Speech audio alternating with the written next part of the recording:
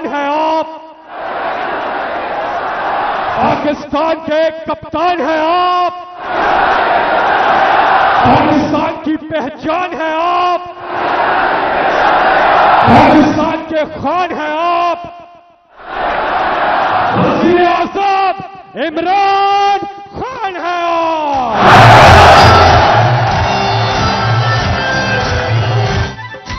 तेरा पाकिस्तान है, ये मेरा पाकिस्तान है, तेरा पाकिस्तान। बिस्मिल्लाहिर्रहमानिर्रहीम। इय्याक नअबुदु व इय्याक नस्तईन। मेरे पाकिस्तानियों, मैं सबसे पहले तो अल्लाह का शुक्र अदा करता हूं कि उसने आपके दिलों में डाला कि हर किस्म की रुकावट के बावजूद आप इतनी तादाद में आज मीनार पाकिस्तान यहां आए और मुझे सुनने आए। और इंशाअल्लाह आज जो मैं आपसे बातें करूंगा, मैं आपको यह बताऊंगा कि हमने अपने मुल्क को किस तरह इस दलदल से निकालना है, जिस दलदल में एक साजिश के तहत हमारी हुकूमत गिराई गई और इस मुल्क के बड़े बड़े जुराइम पेशा लोगों को हमारे ऊपर मुसल्लत किया गया। तो मैं आज आपको अपना प्रोग्राम दूंगा, लेकिन उससे पहले मेरे पाकिस्तानियों, एक चीज तो वाज़ेह हो गई, जो भी आज पावर में बैठे हैं उनको आज एक पैगाम जाना चाहिए कि लोगों का जुनून रुकावटों से नहीं रुक सकता, कंटेनर्स नहीं रोक सकते।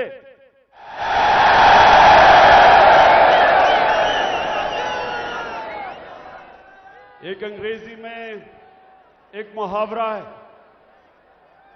कि no force, no army can stop an idea whose time has come. कि जब अल्लाह लोगों के दिलों में एक सोच डाल देता है तो कोई दुनिया की ताकत उसको रोक नहीं सकती। आप कंटेनर्स रखें, 2000 हमारे कारकुनों को आपने छापे मार के जेलों में डाल दिया, ये जलसा फेल करने के लिए। खौफ और हिरासा फैलाया हुआ, सारे रास्ते में कंटेनर्स रख दिए। लेकिन जब अल्लाह लोगों के दिलों में एक सोच डाल देता है, कोई कंटेनर, कोई पुलिस, कोई रेंजर, कोई नहीं रोक सकता उनको। और ये कौम, मैं अल्लाह का खास शुक्र इसलिए भी अदा करता हूं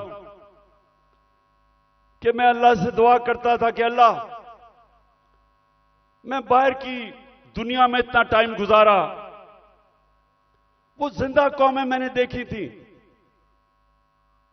मैंने लोगों को जुल्म के सामने खड़े होते देखा है, नाइंसाफी के सामने। मैंने बाहर के लोगों को अमर बिल मारूफ पे चलते देखा है, बुराई के खिलाफ खड़े हुए हैं, अच्छाई के साथ खड़े हुए हैं। लेकिन मैं अपनी कौम में ये नहीं देखता था। मैं अपनी कौम को, अफसोस से मुझे कहना पड़ता है कि हर किस्म का जुल्म बर्दाश्त करते देखा। और जब एक कौम जुल्म के सामने नहीं खड़ी होती, मेरे पाकिस्तानियों, वो गुलाम बन जाते हैं। और गुलामों की कोई हैसियत नहीं दुनिया में। मौलाना रूमी ने जिस तरह कहा कि जब मेरे अल्लाह ने तुम्हें पर दिए हैं, क्यों चूंटियों की तरह रेंग रहे हो? क्योंकि गुलाम रेंगते हैं, आजाद इंसान ऊपर जाते हैं। इल्लामा इकबाल, शायद ही मुसलमान दुनिया में इस तरह का ज़हन आया हो। उनकी शायरी, उनका फलसफा, गौर से उसको अगर आप पढ़ेंगे तो एक बार बार पैगाम वो देते हैं। हिंदुस्तान के गुलामी के अंदर पिसे हुए मुसलमानों को जगा रहे थे। उनको, मुसलमानों को याद करा रहे थे कि एक वक्त तुमने दुनिया की इमामत की थी और आज तुम्हारी कोई हैसियत नहीं है। जगा रहे थे उनको। सारा वक्त मुसलमानों को समझा रहे थे कि सिर्फ आजाद इंसानों की हैसियत होती है। तो पाकिस्तानियों, हम जो 23 मार्च बनाते हैं, हम 14 अगस्त बनाते हैं, लेकिन क्या हमें समझ है कि आजादी के लिए क्यों दुनिया तरसती है? क्यों आजादी? कई गुलाम भी बड़े खुशहाल होते हैं। कई मुल्कों के ऊपर दूसरे मुल्कों ने कब्जा किया तो वहां इतनी गुर्बत भी नहीं हुई, वो मुल्क के बेहतर भी चल पड़े। हांगकांग, एक मैं मिसाल देता हूं, हांगकांग गुलामी के अंदर उनके माशी हालात तो अच्छे थे, लेकिन पाकिस्तानियों सुन लो, जब से अल्लाह ने दुनिया बनाई है, हमेशा इंसान आजादी चाहता है। वो क्यों चाहता है? क्योंकि सिर्फ आजाद इंसानों की परवाज है। कभी आज तक सुना है कि किसी गुलाम इंसान ने, गुलाम ज़हनियत के इंसान ने, या किसी मुल्क जो गुलाम हो, कभी सुना है कि उसने कोई बड़ा काम किया हो? कभी सुना है कि दुनिया में उनकी कोई हैसियत हो? गुलाम अच्छे गुलाम रहते हैं। गुलामों की जिंदगी में जिल्लत है। अगर इंसान जिसको अल्लाह ने अशरफुल मखलूकात बनाया, सबसे अजीम मखलूक, तो अगर उसको अपने मुकाम की समझ नहीं है तो वो तो जानवर भी दुनिया में आते हैं, खाते पीते हैं, बच्चे पैदा करते हैं और मर जाते हैं। इंसान तो वो है जो अपना मुकाम समझता है। और इल्लामा इकबाल ने ये सोए हुए मुसलमानों को जगाने के लिए कुरान के अंदर से, आयतों के अंदर से उन्होंने शेर व शायरी की। बताया मुसलमानों को कि तुम्हारा मुकाम है कि तुम एक अजीम कौम थे, क्यों ऊपर गए और आज क्यों नीचे हो? तो पाकिस्तानियों, मैं जो आज आपसे खास, पहले तो अपना प्रोग्राम देने से पहले बात क्या करना चाहता हूं। देखें, हमारा जो कलमा है, ला इलाहा इल्लल्लाह, वो याद रखें। आप अल्लाह के सामने दावा कर रहे हैं कि मौला, तेरे सिवा हम किसी के सामने नहीं झुकते। ये बड़ा दावा है। आप अपनी आजादी का दावा कर रहे हैं। आप अल्लाह के सामने एक बहुत बड़ा वादा कर रहे हैं, गवाही दे रहे हैं कि मौला, मैं मर जाऊंगा लेकिन किसी की गुलामी सिवाय तेरे नहीं करूंगा। यह है ला इलाहा इल्लल्लाह का मतलब। और जब मेरी नजर में, मैं कोई इस्लाम का आलिम नहीं हूं, लेकिन मेरी नजर में जब एक इंसान किसी और इंसान के सामने झुकता है, जब किसी बुत की पूजा करता है और मेरी नजर में सबसे बड़ा बुत खौफ का बुत है।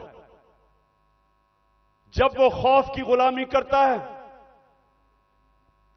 वो इंसान जो कुरान में कहते हैं, अल्लाह कहता है कि जब इंसान गिरता है जानवरों से भी नीचे चला जाता है।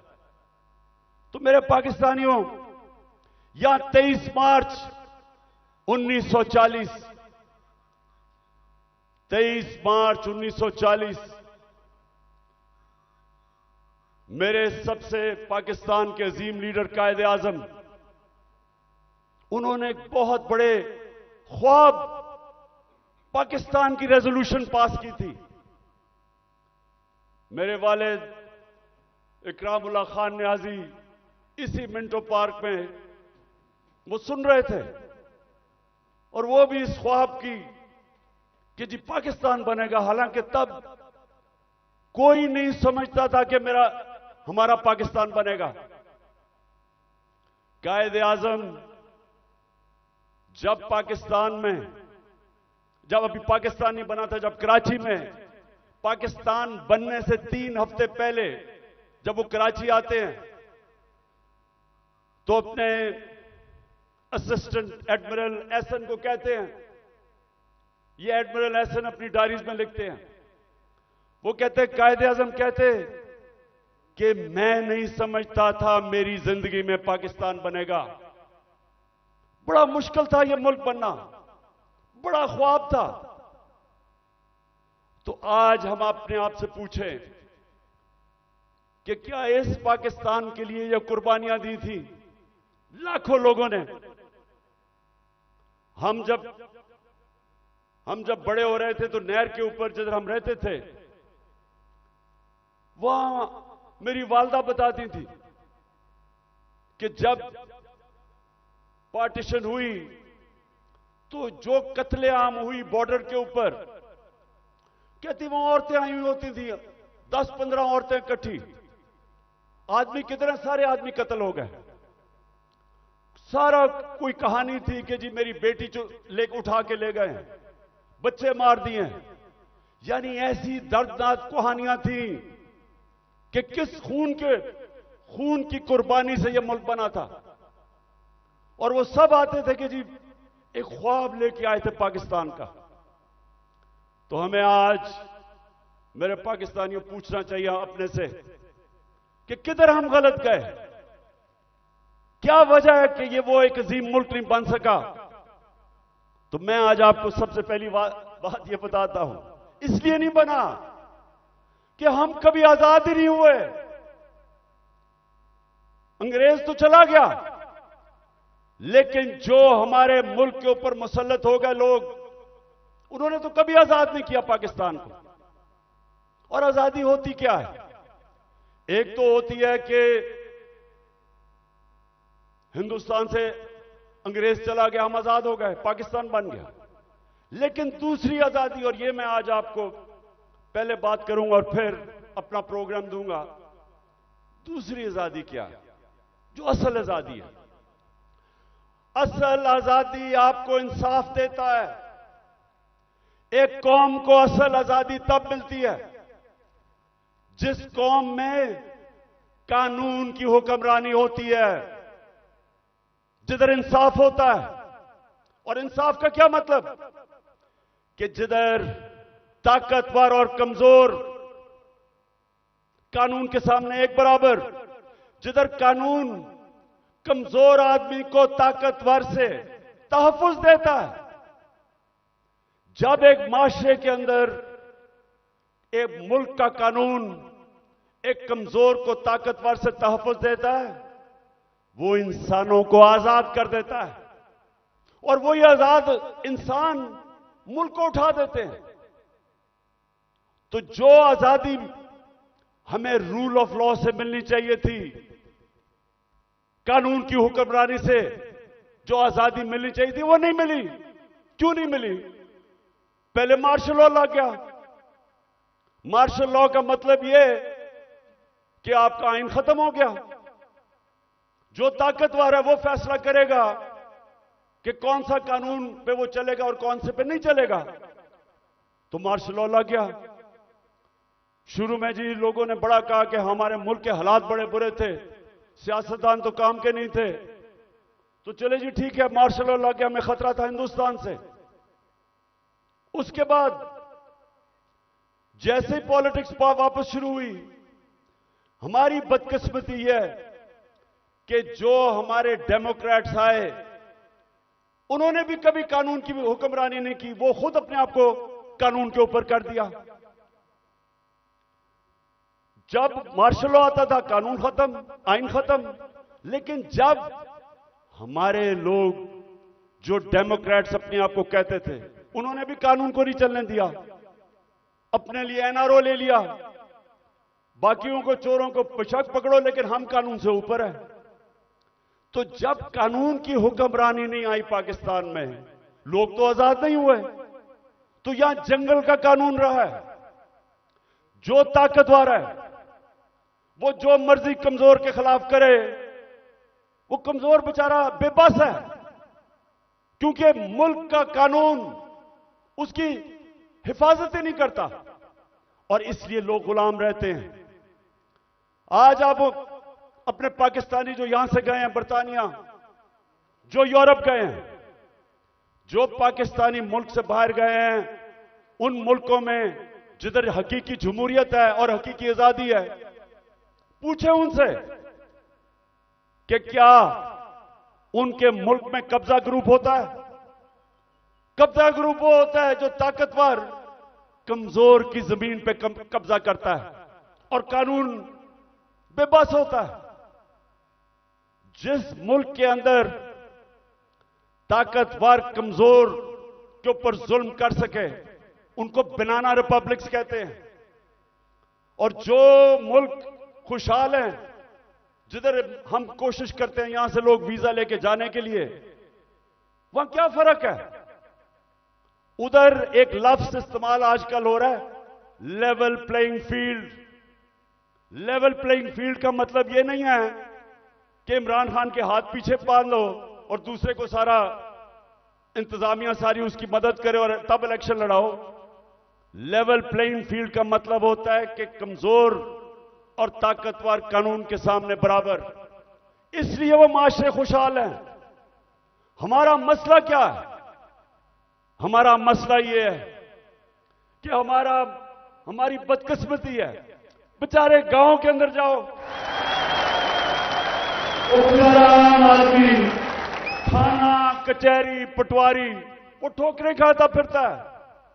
इंग्लैंड के अंदर, यूरोप में क्यों नहीं थाना कचहरी पटवारी? वहां क्यों नहीं है? क्योंकि इंसाफ है।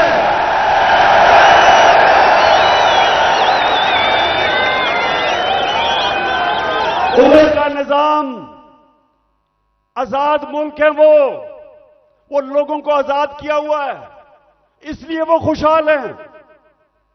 वहां बेचारा, मैं गांव में, अब मियांवाली में जब मैं गया पहली दफा आज से 26 साल पहले पॉलिटिक्स के लिए, तो मुझे पहली दफा समझ आई कि बेचारा क्यों गरीब आदमी जकड़ा हुआ है, कमजोर आदमी। उसके घर चोरी हो, ताकतवर चोरी करवा दे, उसी के ऊपर पर्चा कर दे पुलिस, वो बेचारा ठोकरें खाता फिर रहा है। आजकल तो मैं अदालतों में जा रहा हूं, तो मेरे ऊपर, आपको पता है या नहीं कि मेरी क्या करूं, सेंचुरी तो हो गई है मेरी, अब मैं 150 पे जा रहा हूं। 100 हो गए तो बेचारे, अब मैं देखता हूं कि शुक्र अल्लाह ने मुझे कम से कम वकील दिए, मेरी पार्टी के वकील हैं जो साथ जाते हैं। वो बेचारा गरीब आदमी क्या करे? उसके ऊपर आप केस डाल दें, वो दहशतगर्दी का केस, 40 दहशतगर्दी के केस है मेरे ऊपर, 40। तो सोचे वो बेचारा गरीब आदमी, उसका मुखालिफ हो, उसकी जमीन पे कब्जा करना हो, कुछ भी हो, उसके ऊपर केस डाल दे, वो सारी जिंदगी बेचारा तबाह हो जाता है। ये है गुलामी। सिंध में जाएं, जो सिंध के अंदर जुल्म है आप अंदाजा ही नहीं कर सकते।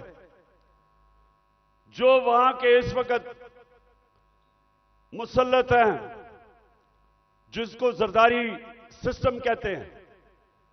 कोई लोग उनके सामने बेबस हैं, मिजाल नहीं है कुछ कर सके। पुलिस थाने जाएंगे वहां डरते हैं, गुंडे पाले हुए हैं जो उनको पैसे ले लें, कुछ कर दें, डराएं धमकाएं। कोई आदमी आवाज अपनी नहीं उठा सकता जुल्म के खिलाफ। गुलाम है, कैसे कौम उठ सकती है? तो जो आज मैंने आपसे ये जो बात कर रहा हूं आजादी की, क्योंकि असल में हमारी जंग है हकीकी आजादी की। और हकीकी आजादी तब आएगी जब मुल्क में रूल ऑफ लॉ और इंसाफ होगा। जब इंसाफ होगा, लोगों के हुकूक होंगे। जब लोगों के हुकूक होंगे, जब एक मुल्क का अदालती निजाम लोगों की हकूक की हिफाजत करेगा, आपको कोई लंदन या इंग्लैंड जाना नौकरियों के लिए नहीं पड़ेगा, कोई यूरोप नहीं जाना पड़ेगा नौकरियों के लिए। अल्लाह ने इस मुल्क को हर चीज दी है, हमें कोई जरूरत नहीं है कि वीजों के पीछे लाइनों में खड़े हों, फिर पैसे दें। बेचारे वो पाकिस्तानी, मैं तो खैर सब पे भी दिल रोता है, लेकिन जो पाकिस्तानी, कितने लोग हमारे डूबे हैं कि रात में वो छोटी सी किश्तियों के अंदर किसी तरह यूरोप में घुसते घुसते, हमारी बेचारी हॉकी प्लेयर वो जा रही थी कि किसी तरह वो यूरोप चली जाए, वो बेचारी डूब गई और लोगों के साथ। क्यों है? इसलिए नहीं कि पाकिस्तान में वसाइल की कमी है। मैं 3.5 साल जब प्राइम मिनिस्टर रहा हूं, मुझे खुद हैरत होगी कि अल्लाह ने इस मुल्क को क्या क्या नेमतें बख्शी हैं। लेकिन जब कानून ही नहीं है, जब इंसाफ ही नहीं है, जब जिसकी लाठी जिसकी भैंस, जब तक का गोबर नहीं करे, वो मुल्क कैसे उठ सकता है? कौन सी आप इकोनॉमिक पॉलिसी लेके आएंगे उस मुल्क में जिधर इंसाफ ही नहीं है, जिधर कॉन्ट्रैक्ट एनफोर्समेंट नहीं है, जिधर रूल ऑफ लॉ नहीं है? आप जो मर्जी कर लें, उस मुल्क की किस्मत तो तबाही है। इसीलिए हजरत अली ने फरमाया था कि कुफर का निजाम चल जाएगा, लेकिन जुल्म का निजाम नहीं चल सकता। जब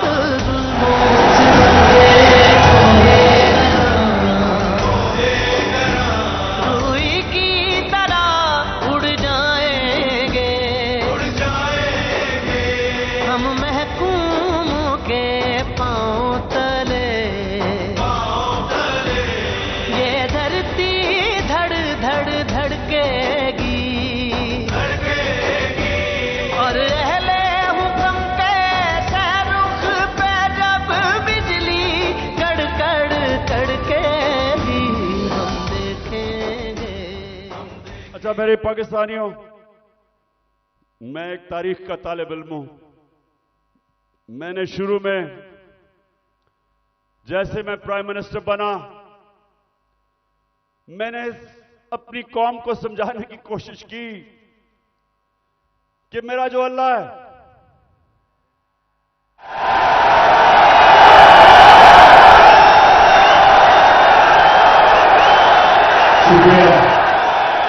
मैंने लोगों को समझाया कि मेरा जो मौला है, उसका कुरान में कहता है कि एक इंसान उसका हबीब है, वो मेरे नबी सल्लल्लाहु अलैहि वसल्लम है।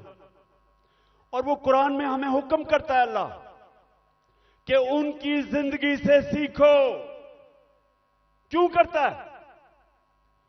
क्योंकि दुनिया की तारीख में कभी कोई इंसान को इतनी कामयाबी नहीं मिली, दुनिया की तारीख में कोई इतना बड़ा लीडर नहीं आया जो मेरे नबी सल्लल्लाहु अलैहि वसल्लम, उनके करीब कोई नहीं आया और ना आ सकता है, चाहे आप मुसलमान हैं या नहीं।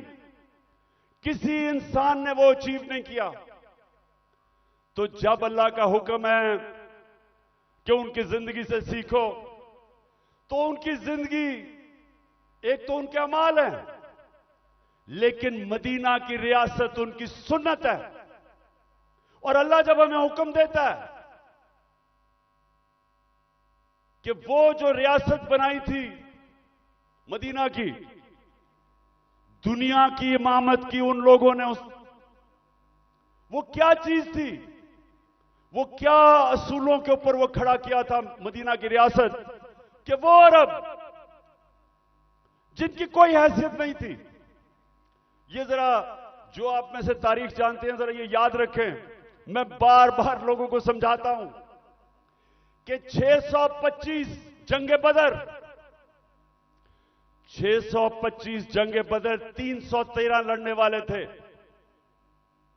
ये जरा गौर करें, ये तारीख का हिस्सा है। ये जो वर्ल्ड हिस्ट्री है उसके अंदर ये डॉक्यूमेंटेड है। 636 11 साल पहले मदीना में 313 और उसके बाद 2 जंगों में खंदक और ओहद के अंदर बाल बाल उमा बची, बाल बाल बचे मुसलमान।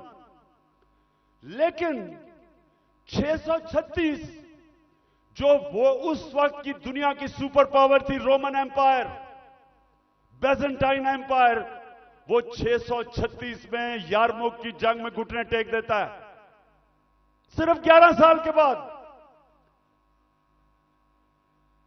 ये तारीख है। और दूसरी सुपर पावर जो पर्शियन एम्पायर था, वो 637 में कुदसिया में घुटने टेक देता है।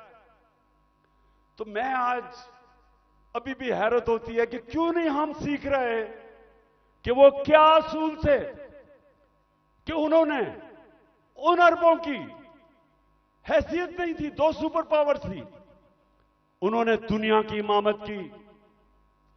सबसे पहले मदीना की रियासत में उन्होंने जो असूल खड़ा किया था, अदल और इंसाफ, उन्होंने लोगों को इंसाफ देकर आजाद किया था, गुलामी से आजाद किया था। जब इंसाफ मिला उन लोगों को, इंसान बराबर हो गए कानून में। हजरत अली रजी अल्लाह ताला खलीफा वक्त एक यहूदी से काजी केस उनके खिलाफ फैसला कर देता है कि बेटे की गवाही नहीं मानता। यह मुसलमानों का इंसाफ था। आज की दुनिया में मुझे बताएं, अपने मुल्क को तो छोड़े ना, मैं बात कर रहा हूं जो मगरिबी मुल्क अपने आप को इंसाफ के आज हमारे से बहुत आगे समझते हैं, क्या वहां भी हो सकता है आज ये कि अकलियत वो एक खलीफा वक्त से केस जीत जाए, और वो भी हजरत अली रजी अल्लाह ताला, उनका मुकाम, क्योंकि इंसाफ था। मेरे नबी सल्लल्लाहु अलैहि वसल्लम कहते हैं कि मेरी बेटी भी चोरी करेगी तो उसको सजा मिलेगी। हजरत उमर, बेटा जब उनका कानून तोड़ता है कोड़े मरवाते हैं उसको, कोई कानून के ऊपर नहीं था, इंसाफ था। एक हजरत उमर के दौर में वाकया हुआ, एक शहजादा मुसलमान हो जाता है, खाना काबा का तवाफ कर रहा होता है, एक गुलाम का पैर आ जाता है उसके चोगे पे, वो मारता है उसको, गुलाम को। गुलाम जाके हजरत उमर को बताता है, हजरत उमर उस शहजादे को बताते हैं कि तुमने ये किया था। हाँ, उसने कहा इसकी जुर्रत है। गुलाम को कहते हैं वापस मारो इसको। वो शहजादा दीन छोड़ के चला जाता है, लेकिन ये चीज कायम हो जाती है कि कानून के ऊपर कोई नहीं है। तो पाकिस्तानियों, अपनी तारीख से सीखो, सीखो। और ये जो आज मैं आज आपको उस नए दौर की तरफ लेके जा रहा हूं कि जब तक इस मुल्क में कानून की हुक्मरानी नहीं आएगी, हमारी जिंदगी में जिल्लत है। वो प्राइम मिनिस्टर भीख मांग के फिर रहा है, ठोकरें खा रहा है।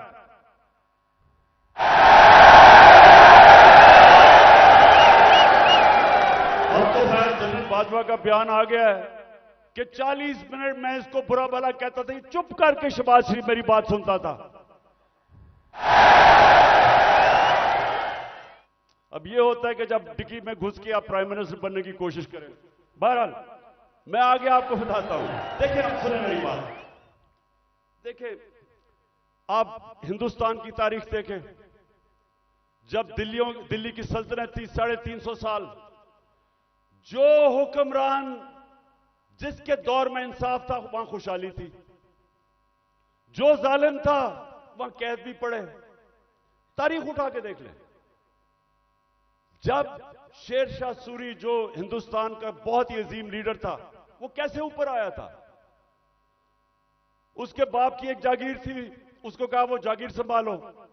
बिहार के अंदर उसने जागीर को एक मिसाल बना दिया। कैसे? कानून की हुक्मरानी कायम करके सारे बड़े बड़े डाकुओं को उसने मार दार के भगा दिया, अमन कायम कर दिया। सारे इर्द गिर्द से जो ताजर थे वो सारे उधर पहुंच गए, वो खुशहाल हो गया। सबसे ज्यादा खुशहाल उसकी जागीर हो गई, उधर से वो उठा। तो जब विंस्टन चर्चिल, जब दूसरी जंग अजीम में तबाह हो रहा था बरतानिया, तो उससे जब लोगों ने आके पूछा कि जी हम बच जाएंगे, हिटलर की फौजें पहुंच गई हैं, यूरोप फतह कर लिया है, या बमबारी हो रही है, क्या हम बच जाएंगे?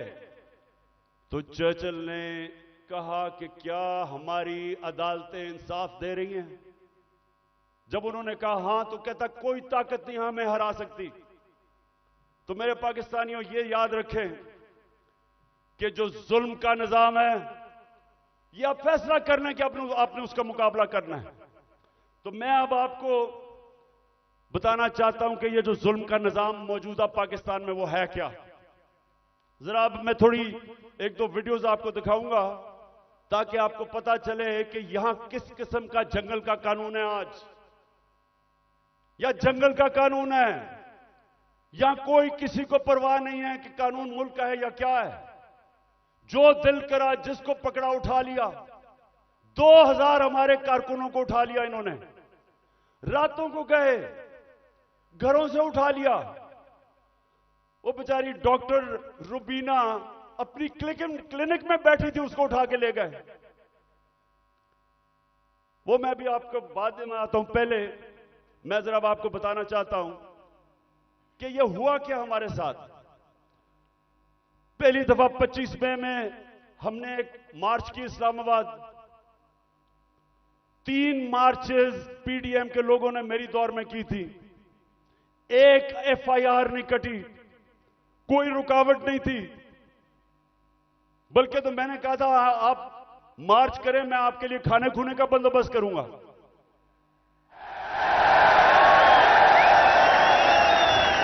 और मुझे बेचारे बिलावल पे बड़ा अफसोस था, वो मुझे डर था रोई ना पड़े, तो मैंने कहा मैं तुम्हारे लिए खाने का बंदोबस्त कर दूंगा।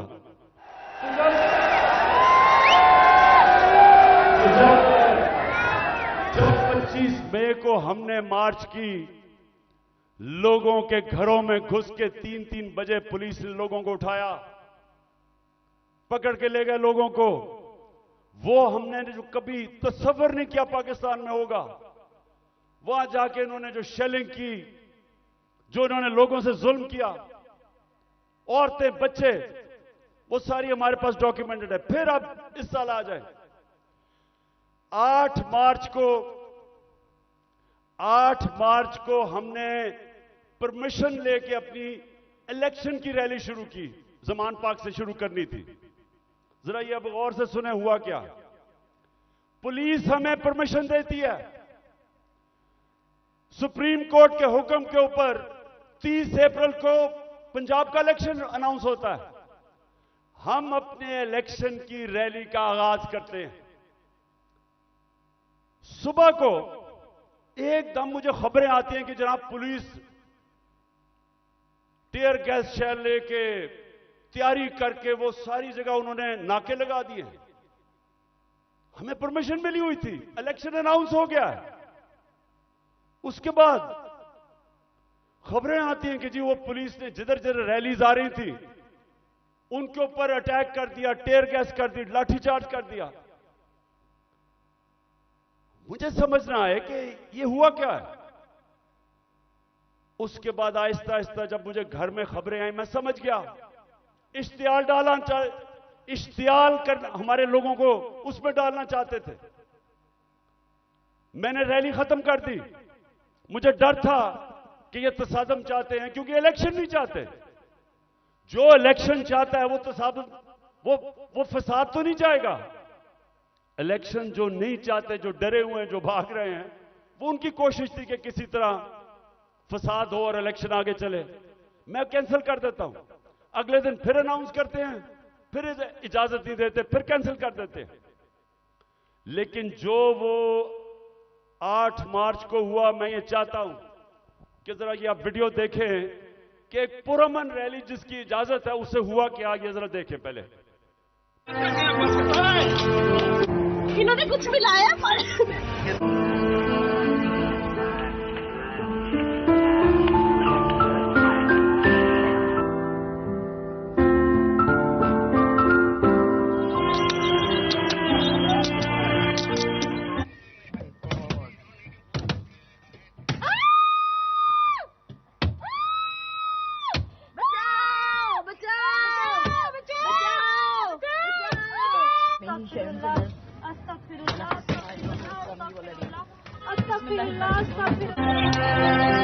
गाड़ी तोड़ी है, मेरे कपड़े फाड़े हैं, दे सकते हैं दंड।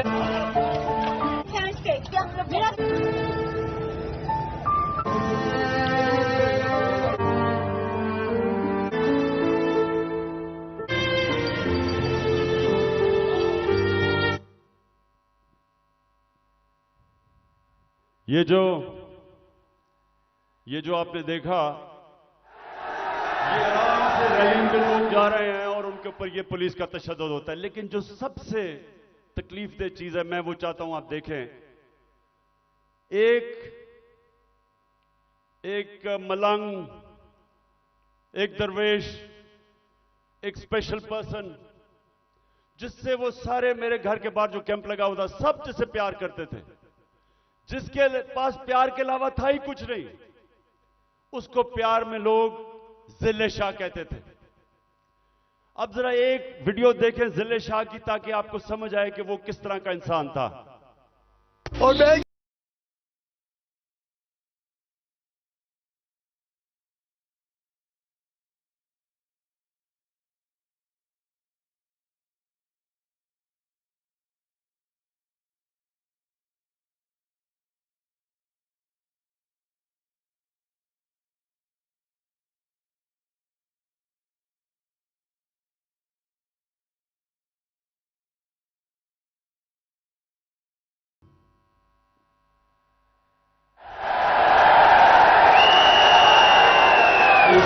उठाया और लोगों को भी पकड़ा, इसको उठाया।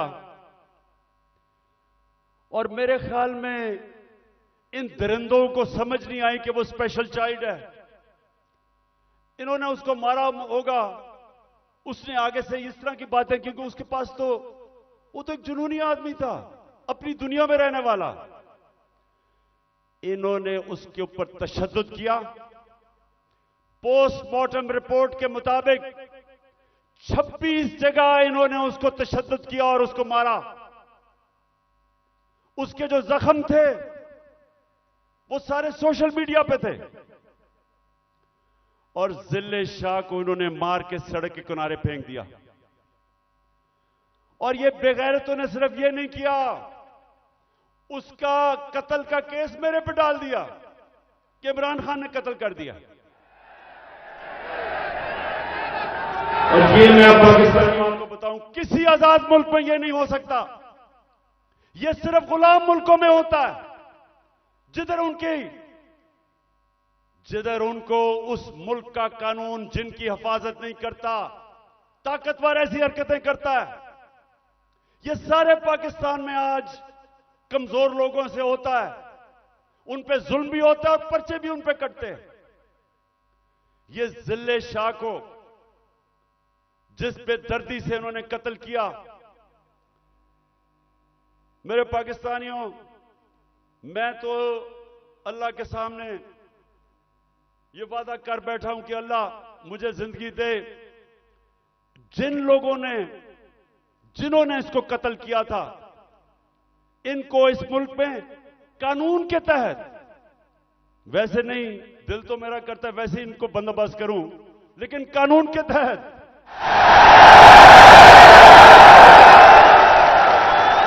इससे ज्यादा लोग नहीं हो सकते।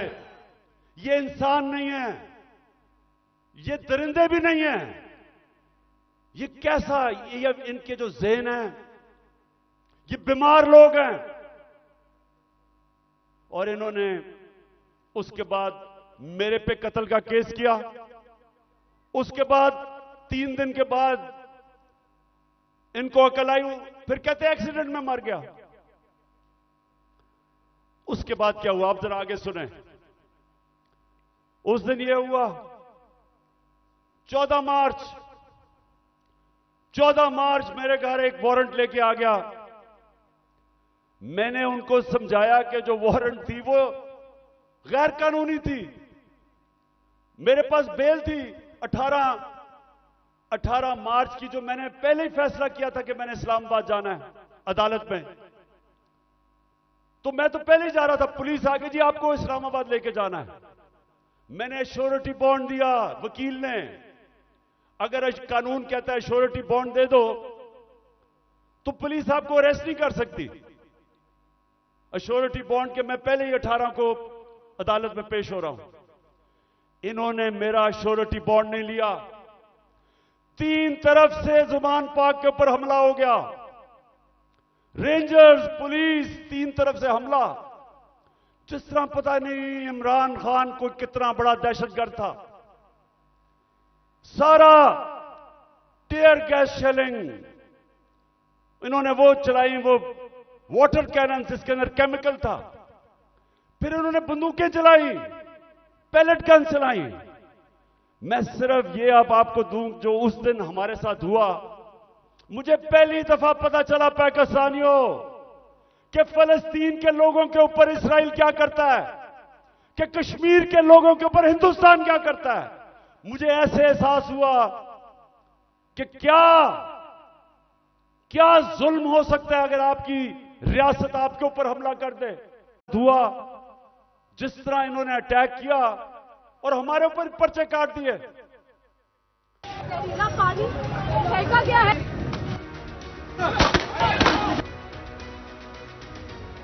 गाड़ी में ले आओ भाई। ये शेल है जो फायरिंग कर दी उन्होंने सीधी। 2 घंटे से लड़ रहे हैं उनके साथ। इन लोगों ने मुझे जो ना पकड़ के मुझे जो ना इतना मारे। गोली हम पे चल रही थी, ये देखो जी। ये वो जगह है जहाँ पे पुलिस ने जो बुलेट फायर की हैं वो लगे हैं। सीधे चल मारे इन्होंने।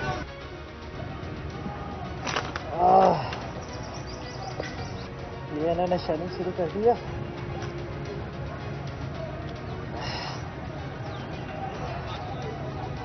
और ये अंदर आग लग गई है। ये आई बचे।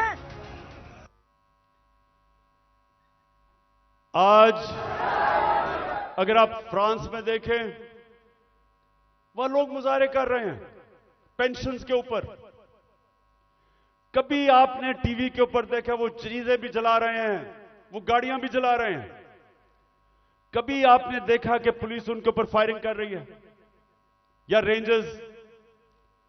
कभी आपने देखा कि उनके लोगों को अफवाह करके लेके जा रहे हैं गैर, और फिर तशद्दुद कर रहे हैं उनके ऊपर। कभी फ्रांस के अंदर यह नहीं होगा, क्योंकि वो लोग आजाद हैं। उनका कानून उनकी हिफाजत करता है, उनको इजाजत देता है कि पुरअमन एहतजाज करो। और हम तो एहतजाज भी नहीं कर रहे थे। लोग क्यों मेरे घर के बाहर आए? क्योंकि लोगों को पता था कि ये मुझे अरेस्ट जो करने आए हैं वो गैर कानूनी है। और लोगों को यह भी पता था कि ये जेलों में डाल के तशद्दुद करते हैं। सारे लोगों को पता था कि जो आजम स्वाति से क्या किया, जेल में डाल के कपड़े उतारे, तशद्दुद किया एक 75 साल आदमी को। कोई शर्म नहीं इनको आई।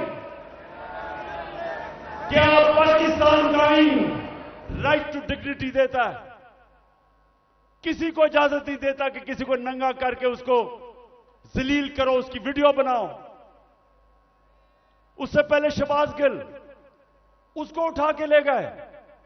2 दिन उसको पकड़ के उल्टा लटकाया, उसको नंगा किया, उसके ऊपर हर किस्म का तशद्दुद किया। फिर सोशल मीडिया के लड़कों को पकड़ के ले गए। कितने लड़कों को लेके गए, उनके ऊपर यही उन्होंने किया। पता नहीं इन बेगैरतों को नंगा करने का क्या शौक है?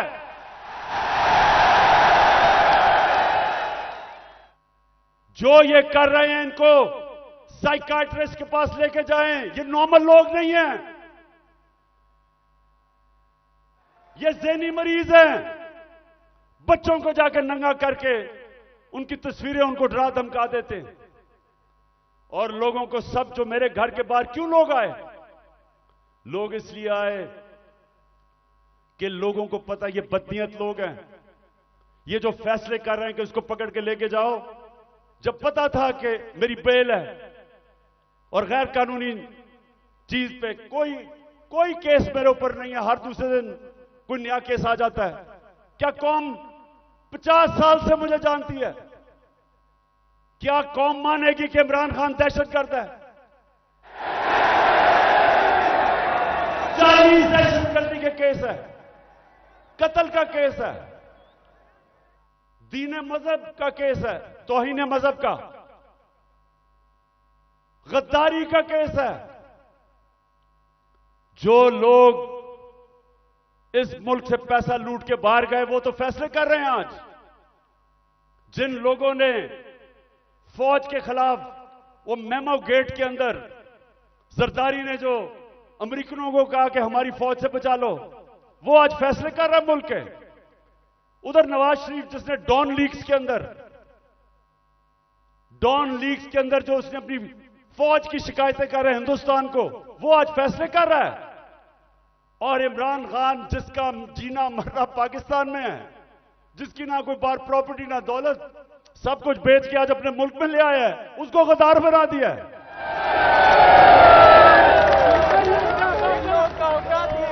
तो लोगों ने, और मैं आपको एक और वाकया बताऊं, इतनी 26 घंटे मेरे घर के ऊपर हमले हुए, आखिर में इतनी टेयर गैसिंग की, रेंजर्स आ गए, 72 बंद गाड़ी ले आए मेरे घर के बाहर, आर्मड कार, कि पता नहीं कलभूषण से भी ज्यादा बड़ा कोई गद्दार बैठा हुआ है वहां।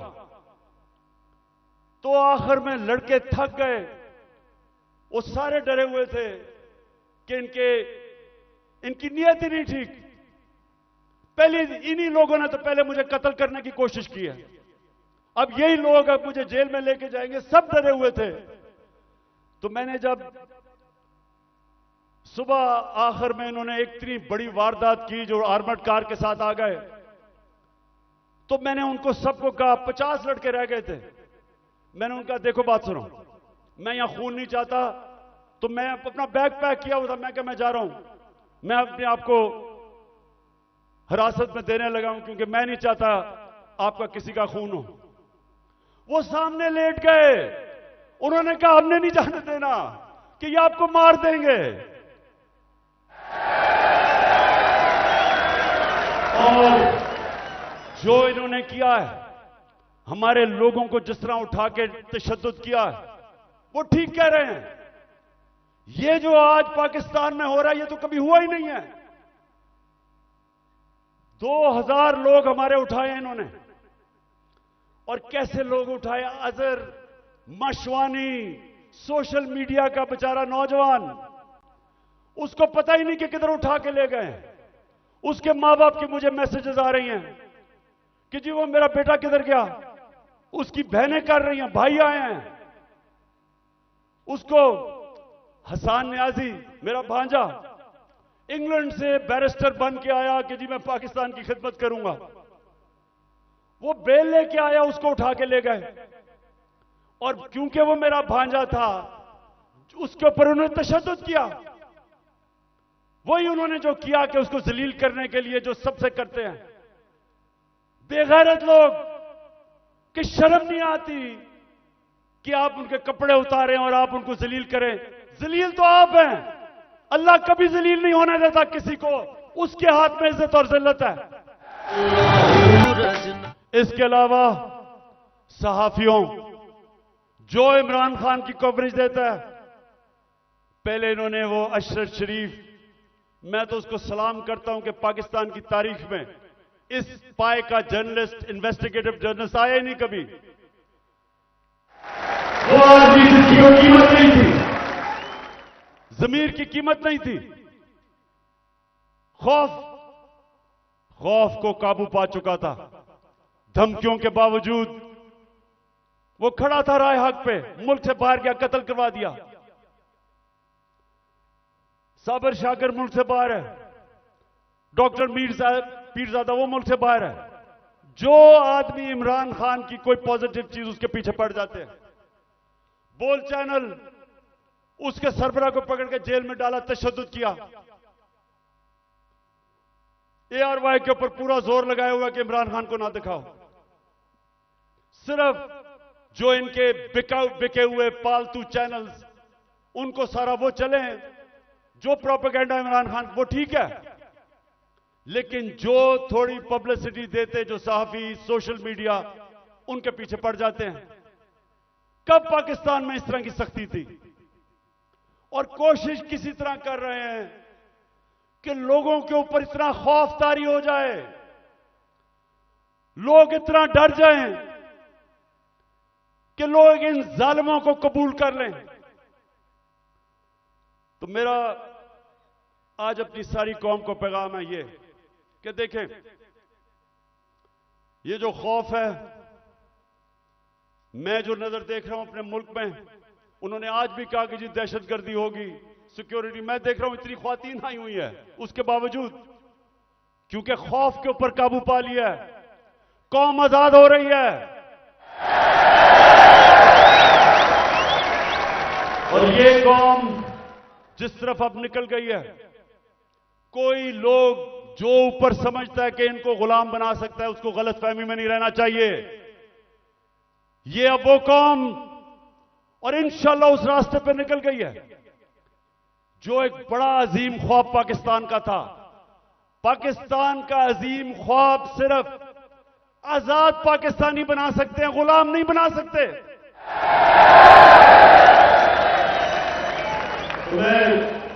पहले तो मैं और भी बता दूं कि मुझे इतना अफसोस है जिस तरह के लोगों को पकड़ा। आमिर मुगल हमारा, उसके बच्चों को ले गए, वो हमारा कारकुन इस्लामाबाद में बच्चे पकड़ के ले गए उसके। ये कब हुआ? और सिर्फ सारों को डरा धमका रहे हैं। इनका ख्याल था कि आज कोई आएगा ही नहीं मीनारे पाकिस्तान में, कि डर इतना हो गया, लोगों को डर हो गया है। अच्छा जी, मैं अब दूसरी चीज पे आता हूं।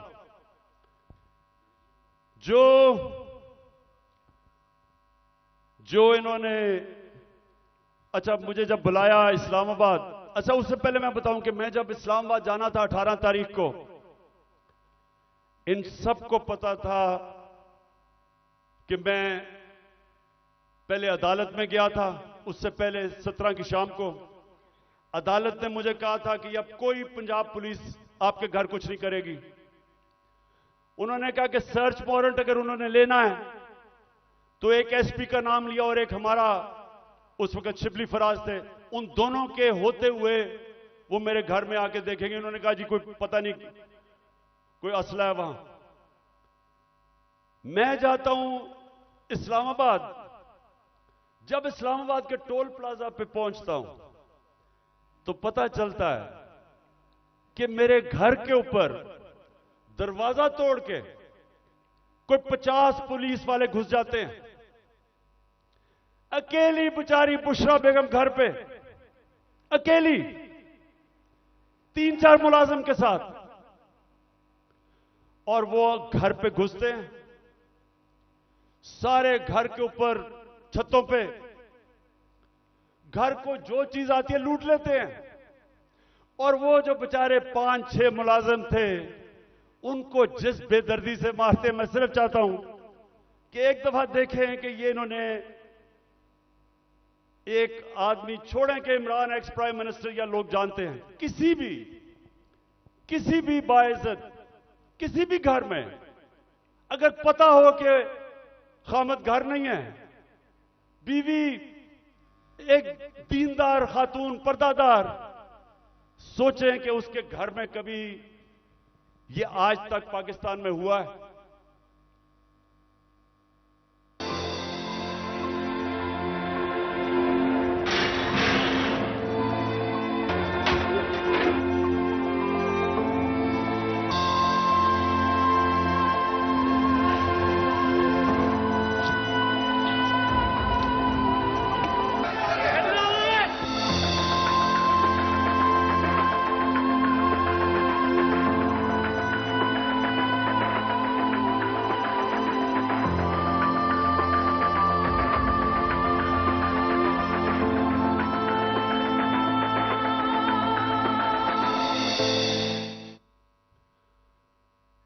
मैं वो सारे जो ऑफिसर्स इस मुल्क में, हमारे जजेस साहिबान, पुलिस के ऑफिसर्स, फौज के ऑफिसर्स, पाकिस्तानी अपने, मैं सबसे एक सवाल पूछता हूं कि आपके घर में अगर ये होता तो आप क्या तकलीफ होती? आपको होती या नहीं होती? अगर आप में गैरत हो और आपकी बीवी बेचारी अकेली घर हो और उसमें इस तरह के, और ये इंसान नहीं है, वो बेचारे 5-6 नौकरों को उठा उठा के मारा, जिस तरह किसी का बाजू तोड़ दिया, एक को बेचारे खसामे को पकड़ के जेल में ले गए हैं। ये किस मुल्क में होता है? ये किसी आजाद मुल्क में नहीं हो सकता। जिन मुल्कों के अंदर कानून होता है, इंसाफ होता है, किसी पुलिस की जरूरत नहीं है ये करने की। तो अगर ये मेरे घर पे कर सकते हैं, किसी के घर पे भी ये इस तरह अटैक कर सकते हैं। इसका मतलब कि यहां तो जंगल का कानून है। अगर आपके पास ज्यादा ताकत है, आप कुछ भी कर दे। मैं पहुंचता हूं इस्लामाबाद, आप ये भी सुने, मुझे नहीं पता था कि इन्होंने प्लान बनाया हुआ है। मैं समझा मुझे पकड़ने, अरेस्ट कर लेंगे। मुझे नहीं पता था कि वहां मारने का प्रोग्राम बनाया हुआ है। मैं वहां से जब जुडिशियल कॉम्प्लेक्स पे गया, सारे रास्ते टीयर गैसिंग कि किसी तरह इमरान खान अकेला हो जाए, लोग इसके साथ ना हो। लोग आके घरों से लोग निकल के साथ चलना शुरू हो गए, उनके ऊपर टीयर गैसिंग। अब मैं आखिर में पहुंचता हूं अपनी हाजिरी लगाने के लिए अदालत में। 5 घंटे लगते हैं मुझे टोल प्लाजा से, इस्लामाबाद से जुडिशियल कॉम्प्लेक्स, जो 20 मिनट का रास्ता था। सारा रास्ता पुलिस और रेंजर्स के, जिस तरह कालभूषण से भी बड़ा, जिस तरह मैंने कहा कोई दहशतगर्द आ रहा है। 40 मिनट में बाहर खड़ा रहता हूं और जब बाहर पहुंच रहा होता हूं तो ऊपर से पुलिस पत्थर फेंक रही होती है, लोगों को इश्तियाल दे रही होती है कि किसी तरह वहां तसादम हो, और तसादम के अंदर इमरान खान को कहें जी वो मुर्तजा भुट्टो टाइप कत्ल हो गया। जरा ये सोचें कि ये कभी किसी पाकिस्तान के पॉलिटिकल पार्टी के हेड से हुआ। ये अब पहले तो आप जुडिशियल कॉम्प्लेक्स से देखेंगे पुलिस पत्थर मार रही है। ये जो बोल रहे हैं जी कि पुलिस वाले पथराव नहीं कर रहे थे, पुलिस वालों ने पथराव जितना किया है इतनी इन्होंने, ये देखो ये गवर्नमेंट, ये पुलिस, ये किस तरह पत्थर मारी है, जो कि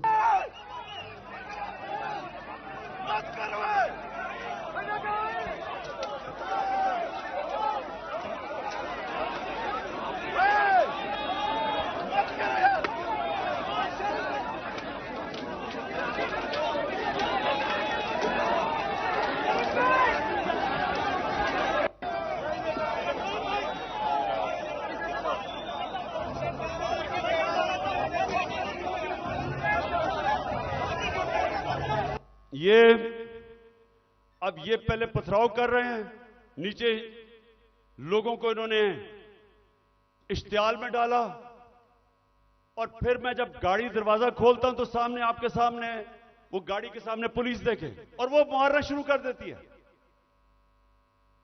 और फिर हमारा एक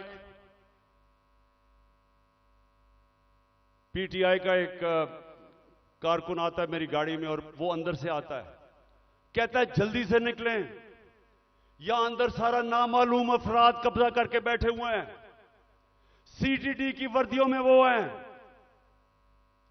और उनका कोई और, उनके अज़ाइम कुछ और हैं, और अल्लाह बचाने वाला है कि हम बिल्कुल ठीक टाइम पे वहां से निकलते हैं। जब निकलते हैं तो आईजी इस्लामाबाद पुलिस वालों को गालियां निकालते, तुमने निकलने क्यों दिया। ये हो रहा है आज मेरे साथ। वापस आता हूं, पता चलता है जी एक और ऑपरेशन की तैयारी हो गई है। 1000 रेंजर तैयार बैठे हुए हैं, क्योंकि पुलिस अब झिझक रही है ज़मान पाक पे अटैक करने के लिए, तो 1000 रेंजर तैयार किए हुए हैं ज़मान पाक को फतह करने के लिए। तो वो मुझे पता चलता है, मैं टीवी पे आके लोगों को बताता हूं प्लान क्या है। प्लान तो मुझे अंदर से पता चलता है। जिस तरह जब मुझे कत्ल करने लगे थे तो मैंने 1.5 महीना पहले सारी कौम को बताया था कि इन्होंने दीनी इंतहा पसंद के नाम पे वारदात करनी है, और वही हुआ। तो फिर मुझे तो अंदर से इंफॉर्मेशन थी कि इन्होंने क्या करना था। तो बहरहाल अब मैं आगे चलता हूं। जो 30 अप्रैल का इलेक्शन उन्होंने डिले किया, ये कौम जरा गौर से सुन लो। अब ये जो मुल्क में अब जंगल का कानून आ रहा है और तकरीबन आ गया, ये जो इन्होंने किया है कि जब आइन कहता है कि 90 दिन में इलेक्शन होगा, जब पाकिस्तान का सुप्रीम कोर्ट कहता है कि 30 अप्रैल को पंजाब का इलेक्शन है, तो किस मुंह से इलेक्शन कमीशन ने कहा कि जी अक्टूबर में इलेक्शन होगा? हमारे पास जी कहते पैसे नहीं है। तो मुझे यह इलेक्शन कमीशन मुझे यह बताए कि मुल्क का तो तुमने वैसी दिवालिया निकलता जा रहा है, तो अक्टूबर में किधर से पैसे आएंगे? तो इसका मतलब तो इलेक्शन होंगे नहीं। कभी इस तरह का सुना है किसी महजब माशरे में कि आइन कह रहा है कि इलेक्शन होंगे और यह कहते पैसे नहीं है जी इसलिए इलेक्शन नहीं? झूठ बोला कि जी IMF कह रहा है। IMF ने तस्दीक की कि हम नहीं कह रहे। तो कोशिश क्या है इनकी? इलेक्शन से भागो। अगर आइन तोड़ना पड़ता तो तोड़ो। किसी तरह इमरान खान इलेक्शन के में जीत के इक्तदार में ना आ जाए, बस ये 1 पॉइंट एजेंडा है। उसके लिए हम अदालत में जा चुके हैं और मैं आज सारे पाकिस्तान की लीगल कम्युनिटी को यहां से अपील कर रहा हूं कि ये वो वक्त आ गया है कि आज आपने स्टैंड ना लिया, अगर आज आप आइन के साथ ना खड़े हुए, तो उसके बाद मुल्क में कानून खत्म। जो ताकतवर चाहेगा वही कानून होगा। जब वो फैसला करेगा कि इलेक्शन है तो तभी इलेक्शन होगा। तो पाकिस्तानियों, हमने सबने पाकिस्तान के सुप्रीम कोर्ट के साथ खड़ा होना है। हमने पाकिस्तान के आइन के साथ खड़े होना है। मुझे सारे हाथ खड़ा करके बताएं कि आप खड़े होंगे पाकिस्तान की आइन के साथ, सुप्रीम कोर्ट के साथ।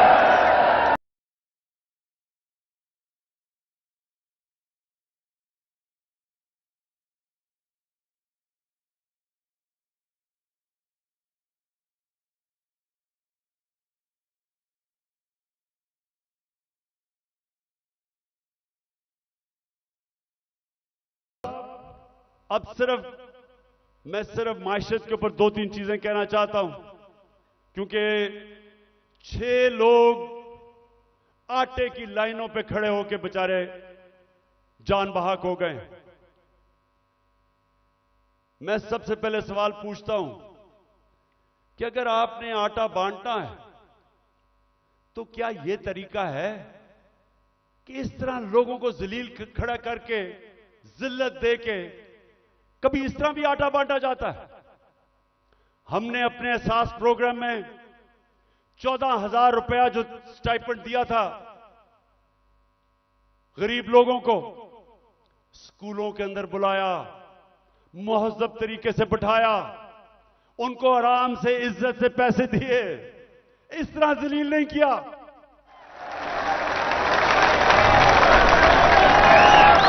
और दूसरा, मैं आज सिर्फ यह सवाल पूछना चाहता हूं कि कौन सी ऐसी चीज, क्या क़यामत आ गई कि हमारे पिछले अप्रैल के अंदर जब हमारी हुकूमत थी 1 किलो आटा 55 रुपए का था, आज 115 रुपए का गवर्नमेंट का रेट है और बाजार में 155 रुपए का मिल रहा है 1 किलो।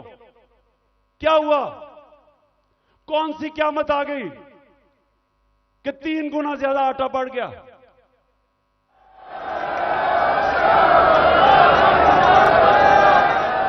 जनरल बाजवा वो आजकल इंटरव्यू देते हैं, तो एक इंटरव्यू में कहा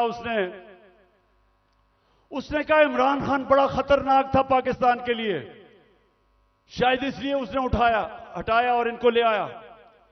तो मैं उससे पूछता हूं कि आज जरा मुझे ये सिर्फ इन सवालों का जवाब दे दे कि आज,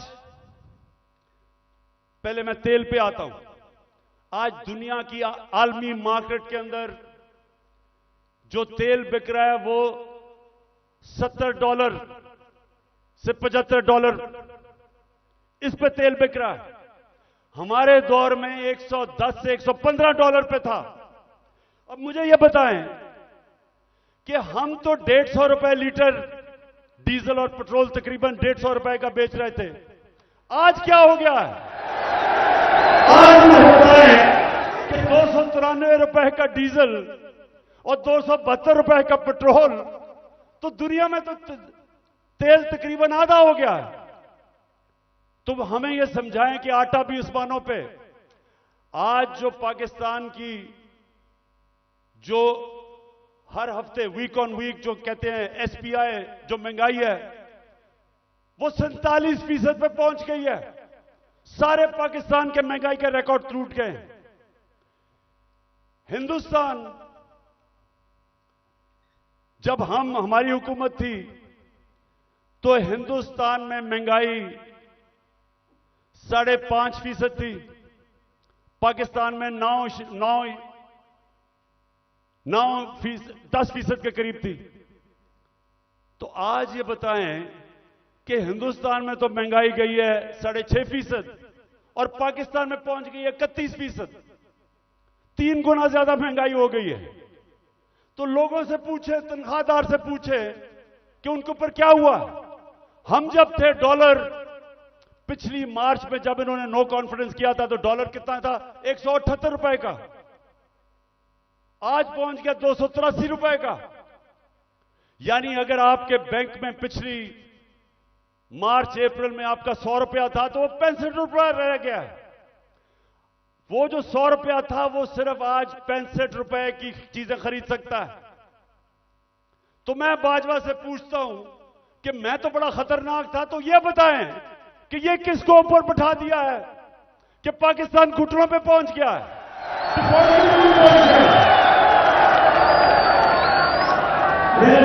आपको आज से 10 महीने पहले मैंने एक स्टेटमेंट दी थी, समी इब्राहिम के साथ वो इंटरव्यू था। तो ये जरा छोटा सा क्लिप ये देख ले। ये आज से 10 महीने पहले था। तो इन्होंने असेंबली में कहा कि इमरान खान को गद्दार डिक्लेयर कर दो। मेरे ऊपर इन्होंने पार्लियामेंट में कहा कि रेजोल्यूशन पास करो गद्दारी की। उधर क्लिप सुन ले 10 महीने पहले यह क्या था। मैं आपको सीक्वेंस बता देता हूं ना। ये जब से आए हैं रुपया गिर रहा है, स्टॉक मार्केट, चीजें महंगी, डिफॉल्ट की तरफ जा रहा है पाकिस्तान। अगर हम डिफॉल्ट कर जाते हैं इसका मतलब पाकिस्तान बैंकरप्सी की तरफ जा रहा है। सबसे बड़ा इदारा कौन सा है जो हिट होगा? पाकिस्तानी फौज। जब फौज हिट होगी तो जो उसके बाद हमारे से कंसेशन क्या ली जाएगी जो यूक्रेन से उन्होंने ली थी डीन्यूक्लियराइज करने की। सबसे बड़ा तो मसला उनको, हमारी वाहिद मुसलमान मुल्क है जिसके पास न्यूक्लियर डिटरेंट है। जब वो चला गया फिर क्या होगा? मैं आपको आज कहता हूं पाकिस्तान के 3 हिस्से होंगे जो कि आप आम इनके थिंक टैंक्स, हिंदुस्तान के थिंक टैंक्स में देख लें। बाहर जो सारे बलूचिस्तान को लैदा करने के प्लान हैं, इनके प्लान बने हुए हैं। तो इस वक्त अगर सही फैसले नहीं किए जाएंगे, मुल्क खुदकुशी करने पे जा रहा है। मैं इसलिए जोर लगा रहा हूं। 10 महीने पहले यह कहा था। आज खुद इनका डिफेंस मिनिस्टर कह रहा है कि हमारा दिवालिया निकल गया है। इसहाक डार सेनेट के अंदर कहता है कि हमें आईएमएफ कह रही है कि जो हमारा लॉन्ग रेंज मिसाइल प्रोग्राम है उसको रोको। आईएमएफ ने कहा, हमने नहीं कहा। तो मेरे पाकिस्तानियों आज गौर से सुन लें। जब एक कौम माशी तौर पे जब वो गिरती है तो जैसे ही वो गिरती है उसकी नेशनल सिक्योरिटी मुतासर होती है। जब सोवियत यूनियन दुनिया की दूसरी बड़ी ताकत, सबसे बड़ी फौज, लेकिन जब माशी तौर पे वो गिरा तो वो टूट गया। हम भी आज उधर खड़े हैं। अगर हमने अभी जो मैं ये अब अगली बात आपसे करना चाहता हूं कि अगर मैं अपनी एस्टैब्लिशमेंट इस सारे पाकिस्तानियों को बताना चाहता हूं कि अगर अभी हमने इस मुल्क को ना संभाला, ये सबके हाथ से निकल जाएगा। मैं आज अभी आपको अपना प्रोग्राम देने लगा हूं 10 पॉइंट का कि मैं आगे कैसे हमने मुल्क को निकालना है। तो मैं उससे पहले मैं आज पाकिस्तान की एस्टैब्लिशमेंट से सवाल पूछता हूं कि मुझे यह बताएं कि यह तो वाज़ेह है आपने फैसला किया हुआ है कि इमरान खान के ऊपर लकीर डाली हुई है, हमने जी इमरान खान को जीतने नहीं देना। ये सारा ड्रामा, सब कुछ, इलेक्शन डिले, ये सारा जो मेरे घर के ऊपर वारदात, लोगों को पकड़ा जा रहा है, मकसद एक है कि इमरान खान को हमने इक्तदार में नहीं आने देना। तो मैं आपसे पूछता हूं कि अगर चले ना आने दें, लेकिन अपना बताएं कि आपके पास कोई प्रोग्राम है?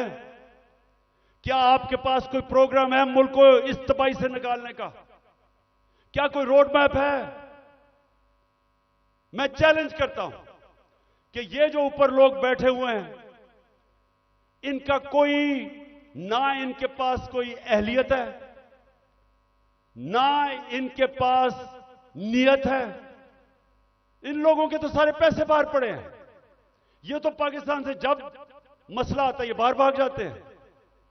तो इनके पास, अगर आप कोई समझते हैं कि ये मुल्क को संभाल सकेंगे जिस तेजी से हम नीचे जा रहे हैं, तो ये तो नहीं होने लगा। तो क्या आपके पास अगर और कोई प्रोग्राम है तो बताएं।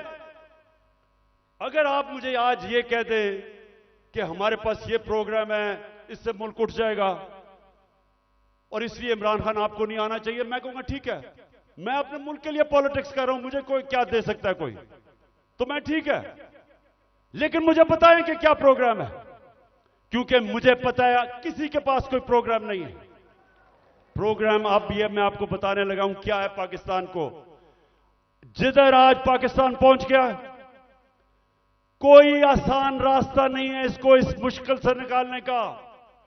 अब सारे मुश्किल फैसले हैं, लेकिन मुश्किल फैसले वो कर सकता है जिसके पास पब्लिक मैंडेट हो, जो इलेक्शन से पब्लिक की वोट के जरिए आया हो, जिसको पब्लिक जिस पे एतमाद करे, वो बड़े बड़े फैसले करेगा।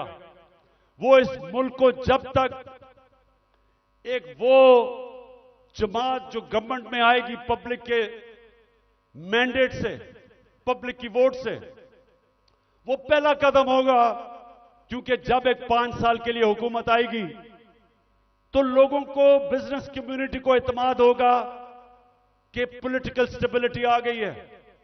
उसके बाद अगला स्टेप होगा। और मैं आज आपको बताऊं कि हमारा मसला क्या है। हमारा 2 मसले हैं। हम जितने भी पैसे टैक्स से इकट्ठे करते हैं वो काफी नहीं है, हमारे खर्चे बहुत ज्यादा हैं, हमें कर्जों के ऊपर किस्तें देनी पड़ती हैं, वो बढ़ती जा रही हैं। तो हमारे पास इतना पैसा ही नहीं है और हम शुरू ही करते हैं, हम शुरू ही होते हैं खसारे से और हमें कर्जे पे मुल्क चलाना पड़ता है। ये पहला मसला है। दूसरा मसला है कि जो डॉलर्स मुल्क में आते हैं उससे बहुत ज्यादा डॉलर्स मुल्क से बाहर जाते हैं। हमारे पास डॉलर की कमी है, जिसको करंट अकाउंट डेफिसिट कहते हैं। हमने कभी माजी में कोशिश ही नहीं की अपनी एक्सपोर्ट्स बढ़ाने की। जो भी मुल्क तरक्की किया है, ईस्ट एशिया, चाइना, सब ने अपनी एक्सपोर्ट्स बढ़ाई हैं। एक्सपोर्ट्स बढ़ाती है तो डॉलर आते हैं। हमने कभी कोशिश ही नहीं की। हमारी इंपोर्ट्स बहुत ज्यादा हैं। तो अब मैं आपको बताऊं कि ये 2 हमारे खसारे हैं। एक की वजह से रुपए पे प्रेशर पड़ता है, रुपया गिर जाता है, रुपया गिरता है, महंगाई होती है, गुर्बत होती है।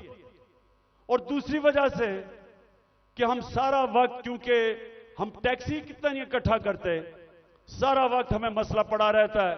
हम बैंकों से और पैसे लेते हैं, उसके ऊपर सूद होता है, तो हम इधर फंसे हुए हैं। तो इसके लिए सबसे पहले पाकिस्तान के अंदर एक उस तरह की सर्जरी करनी पड़ेगी, मुल्क का गवर्नेंस सिस्टम ठीक करना पड़ेगा, उसके लिए रूल ऑफ लॉ लाना पड़ेगा, मुल्क की एनवायरनमेंट चेंज करनी पड़ेगी, जिस तरह हम गवर्नमेंट चलाते हैं बिल्कुल चेंज करना पड़ेगा। और जो हमने डॉलर मंगवाने हैं मुल्क के, जरा गौर से सुने, मैं आखिर में पहुंच रहा हूं। डॉलर कैसे आएंगे? एक्सपोर्ट्स बढ़ाने में तो टाइम लगेगा। एक तरीका है डॉलर लाने का, ये जरा गौर से सुन लें, और आज बैरूनी मुल्क पाकिस्तानी भी सुन रहे होंगे, मैं उनको भी बताना चाहता हूं कि देखिए, मैं बड़ी देर से एक ही बात कहता हूं कि सबसे बड़ा असासा पाकिस्तान का बैरूनी मुल्क पाकिस्तानी है। उनके पास जो डॉलर्स पड़े हुए हैं, अगर हम अपना गवर्नेंस सिस्टम ठीक कर लें, हम अपना रूल ऑफ लॉ ठीक कर दें, हम इस मुल्क के अंदर एतमाद अपने सिस्टम में ले आए कि अगर वो अपना सरमायाकारी करते हैं पाकिस्तान में, तो हमारा जो अदलिया का निजाम है, जो हमारा गवर्नेंस सिस्टम है, वो उनके सरमाए की हिफाजत करेगा। मैं आपको फिगर्स बताता हूं। 18,000 अमेरिका के अंदर पाकिस्तानी डॉक्टर्स हैं। फिर से सुन लें, पाकिस्तानी अमेरिकन डॉक्टर्स अमेरिका में 18,000 हैं। आपको पता है कि उनकी टोटल वेल्थ कितनी है? 18,000 पाकिस्तानियों की वर्थ कितनी है? 200 अरब डॉलर। 200 अरब डॉलर। क्या IMF के पास हम घुटनों के ऊपर हैं, हम 6 अरब डॉलर मांग रहे हैं। 200 अरब डॉलर 18,000 पाकिस्तानी अमेरिकन के हैं। हमारे जो 10 पाकिस्तानी अमेरिकन टॉप बिजनेसमैन हैं, सिर्फ 10, आपको पता है उनके पास उनकी वर्थ क्या है? 25 अरब डॉलर। 25 अरब डॉलर। तो 6 अरब डॉलर के पीछे हम आज IMF के पीछे हैं। आपको पता है कि इस मुल्क से सिर्फ दुबई में, यह ब्लूमबर्ग की रिपोर्ट है कि इस मुल्क से सिर्फ दुबई में चंद सालों में पाकिस्तानियों ने कितनी प्रॉपर्टी ली है? 10.4 अरब डॉलर। यह ब्लूमबर्ग की रिपोर्ट है। तो पाकिस्तानी अमीर हैं, मुल्क गरीब है, और इसके लिए हमने वो सिस्टम बनाना है। जब तक वो माहौल नहीं बनेगा जिसको एनेबलिंग एनवायरनमेंट कहते हैं, हम इनका पैसा नहीं ला सकते।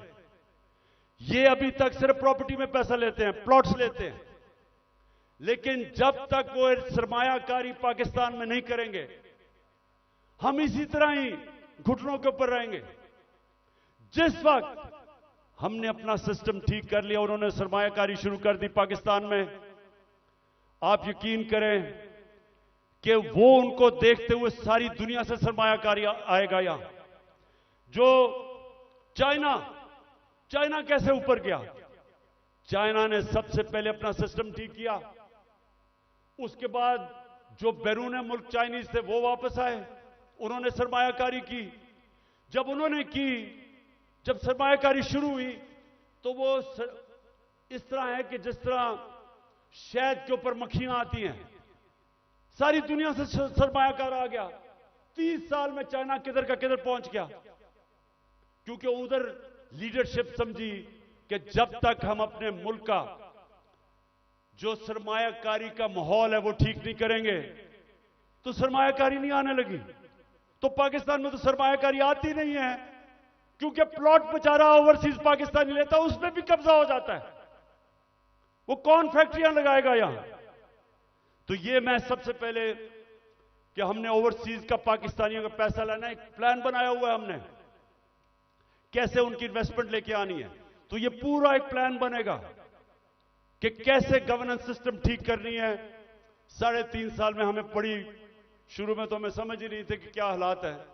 तो इंशाल्लाह एक तो वो पहले, फिर दूसरा, हमने पाकिस्तान के अंदर लॉन्ग टर्म, अब मिडिल और लॉन्ग टर्म प्लानिंग, एक्सपोर्ट्स, एक पूरा मुल्क को लगाएंगे एक्सपोर्ट्स के ऊपर।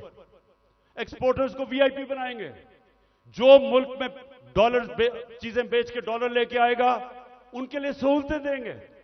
हमने दी थी और इसकी वजह से हमारी रिकॉर्ड एक्सपोर्ट्स थी जब हमारी गवर्नमेंट गिराई गई है। तो फिर एक्सपोर्टर्स को जब तक आप उनको वीआईपीज नहीं बनाएंगे, जिस तरह ईस्ट एशिया में बनाया था, जिस तरह इंडोनेशिया, मलेशिया, ये चाइना ने जब तक नहीं किया, एक्सपोर्ट्स नहीं बढ़ेंगी। हम तवज्जो नहीं दी कभी उसके ऊपर। फिर आईटी, हिंदुस्तान की 140 अरब डॉलर की आईटी एक्सपोर्ट्स है, हमने कभी तवज्जो ही नहीं दी। हमने जब दी थी तो 2 सालों में 70% हमारी आईटी की एक्सपोर्ट बढ़ गई थी। उनको हमने उठाना है क्योंकि फ्यूचर टेक्नोलॉजी का है। तीसरी चीज, टूरिज्म। पाकिस्तान के पास कभी हमने तवज्जो नहीं दी। ये मुल्क, और हमारी बदकिस्मती के 2 साल कोविड हो गया, कोरोना हो गया, उसके बाद टूरिज्म खत्म हो गई। तो इंशाल्लाह पूरा मेरा प्लान है कि इस बार इंशाल्लाह अल्लाह ने मौका दिया, कैसे टूरिज्म उठाएंगे। उसके अलावा हमने कभी तवज्जो ही नहीं दी मदनियात पे, मिनरल्स पे। वो इसलिए क्योंकि वो सूबाई सब्जेक्ट बन गया है, सूबों के पास कैपेसिटी नहीं है। तो इस वक्त पूरा जोर लगाएंगे कि कैसे हमने पाकिस्तान के, और यहां बहुत अल्लाह ने नेमतें बख्शी हैं मदनियात में, लेकिन हमने तवज्जो नहीं दी, उससे भी हम डॉलर पाकिस्तान में आ सकते हैं। फिर इंडस्ट्री को, और खास तौर पे स्मॉल मीडियम इंडस्ट्री, ये हमने शुरू की थी और मुझे फख्र है कि हमारी 17 साल के बाद सबसे ज्यादा इंडस्ट्री बढ़ रही थी, जो आज फिर बंद हो गई है। तो वो उसके ऊपर, और स्मॉल और मीडियम जो छोटा इंडस्ट्री है उसके ऊपर हमने पूरा प्लान बनाया हुआ है। फिर अपनी ज़राअत की हमने सिर्फ प्रोडक्टिविटी बढ़ानी है। चाइना के साथ हमने बात कर ली थी कि कैसे हम पैदावार बढ़ा सकते हैं, और उन्होंने आना था, और बदकिस्मती फिर कोरोना की वजह से 2 साल चाइना बंद हो गया। तो उसका पूरा प्लान बना हुआ है। फिर जो बड़े बड़े पीआईए, रेलवे, गवर्नमेंट कॉरपोरेशन, ये सबसे ज्यादा नुकसान करती हैं पाकिस्तान में। जो हमारा जो पैसा आवाम पे खर्च होना चाहिए वो नुकसान पे चला जाता है। इनको रीस्ट्रक्चर करना है। ये भी हम आखिर में बना था, लेकिन हमारी गवर्नमेंट चली गई। इसका पूरा प्लान है। और फिर कैसे हमने अपने टैक्स कलेक्शन बढ़ाना है। अब ये जरा सुन लें, इस वक्त 22 करोड़ पाकिस्तानियों में सिर्फ 25 लाख टैक्स देने वाले हैं। 22 करोड़ पाकिस्तानियों में 25 लाख टैक्स देने वाले हैं। हमने नादरा के साथ मिलकर आइडेंटिफाई किए 4 करोड़ टैक्स देने वाले, उनके हमने टेक्नोलॉजी का इस्तेमाल करके हमने पता चलवाया कि इतने ज्यादा टैक्स पेयर हैं जो पैसे नहीं देते।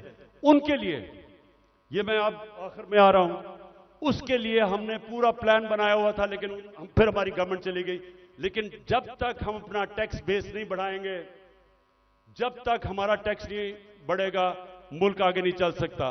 तो इंशाल्लाह उसका पूरा हमारा प्लान है। उससे मैं ये भी बता दूं कि हमने रिकॉर्ड टैक्स इकट्ठा किया था अपने दौर में।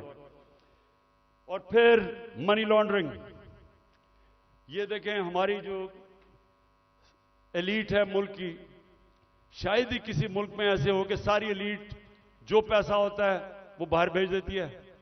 प्रॉपर्टीज इनकी बाहर हैं, जिस तरह मैंने दुबई में बताया, लंदन, सारी दुनिया में। तो और ये चोरी का पैसा होता है। तो जब तक हम इसको कंट्रोल नहीं करेंगे, और ये होगा रूल ऑफ लॉ से, जितना हम अपना कानून तकड़ा करेंगे, हम इतना पैसा हमारा मुल्क से बाहर चला जाता है, डॉलर्स बाहर चले जाते हैं चोरी के, हमने वो रोकना है। आखिर में इस दौरान जो मुश्किल वक्त है, आज कमजोर तबका हमारा पिस गया, तनख्वाहदार हमारा पिस गया महंगाई की वजह से। तो हमने जो चीजें शुरू की थी उसका मैं आपको बता दूं कि सबसे पहले हमने हेल्थ कार्ड, जो हेल्थ इंश्योरेंस थी, कि हर लोगों के लिए 10 लाख रुपए के लिए हेल्थ इंश्योरेंस हर खानदान के लिए किसी भी अस्पताल में अपना इलाज करवा सके, वो सबसे ज्यादा जो बंद किया गया कई जगह के ऊपर, वो फिर से हम शुरू करेंगे। क्योंकि आजकल के दिनों में, महंगाई के दिनों में, एक बीमारी हो जाती है घर में, सारा घर मकरूज हो जाता है। तो जो हेल्थ कार्ड है वो हमारा पूरा इनिशिएटिव है और इंशाल्लाह वो नंबर 1 होगा कि हमने अब लोगों को कैसे तहफ़्फ़ुज़ देना है, सोशल प्रोटेक्शन कैसे करनी है। दूसरा, हमने सानिया निश्चित ने एक जबरदस्त प्रोग्राम निकाला है और वो है हमने अब राशन देना है लोगों को। वो कैसे करना है? हमने अब पूरा डेटाबेस बनाया है। हमने देखा कि कौन कौन से खानदान, उनकी इनकम कितनी है जो मुश्किल में है। तो इसको कहते हैं टारगेटेड सब्सिडी। पूरा प्लान ये है कि उनको डायरेक्ट हम पैसा देंगे ताकि जो गरीब लोग हैं, उनको, जो कमजोर हैं, जो मुस्तक हैं, उनको डायरेक्ट पैसा मिले। आजकल के मुश्किल दिनों में उनको खाने पीने की इतनी चीजें महंगी हैं। तो एक ये पूरा प्रोग्राम हमारा बना हुआ है। फिर हमने नौजवानों को लोन्स देने हैं, सूद के बगैर कर्जे, ताकि वो अपनी बिजनेस शुरू कर दे। हमने कामयाब जवान में काफी किया था, लेकिन इंशाल्लाह उसको अब और आगे लेके जाएंगे। फिर घर बनाने के लिए, तनख्वाहदार तबकों के लिए हमने पहली दफा पाकिस्तान में घर बनाने के लिए हाउस फाइनेंसिंग शुरू की थी। सस्ते सूद के ऊपर कर्जे, यानी अगर, क्योंकि कैश तो लोगों के पास होता नहीं है, लेकिन जितने पैसे लोग किराए पे दे रहे हैं वही किस्त बन जाए और उसी में घर उनका हो जाए। तो ये हमने पूरा स्कीम शुरू की थी, फिर से करेंगे, क्योंकि तनख्वाहदार लोगों के लिए अपना घर बनाना नामुमकिन है। वो फिर से शुरू करेंगे। फिर कच्ची आबादी, इतनी ज्यादा कच्ची आबादियां हो गई हैं। हमने आखिर में ये प्रोग्राम बनाया था क्योंकि टाइम लगा डेवलप करने में। अब सारी कच्ची आबादियों के अंदर, ये मलेशिया में भी हुआ है, ये तुर्की में भी हुआ है, हम क्या करेंगे कि उनको, उनके लिए मॉडर्न फैसिलिटीज उधर ही खड़ी करेंगे और डेवलपर को कहेंगे कि वहां एक बिल्डिंग बना ले और वो ही उनके लिए बिल्डिंग बनाए जिधर उनको फैसिलिटीज मिल जाए, पानी मिले, सही माने में वो रह सके, बजाय गंद के अंदर कच्ची आबादी में लोग रहते हैं, और घर भी अपना हो जाए।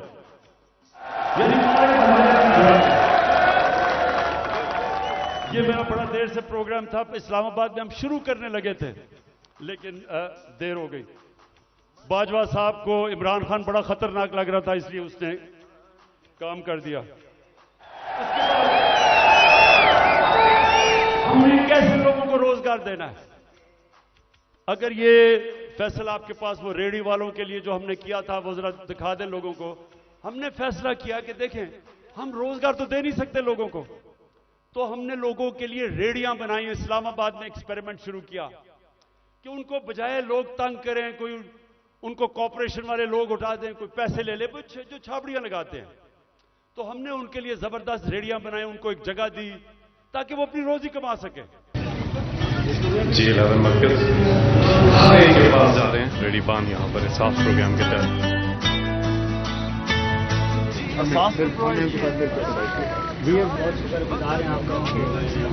हमारे बारे में इतना कुछ सोचा सर भी आप लोगों ने?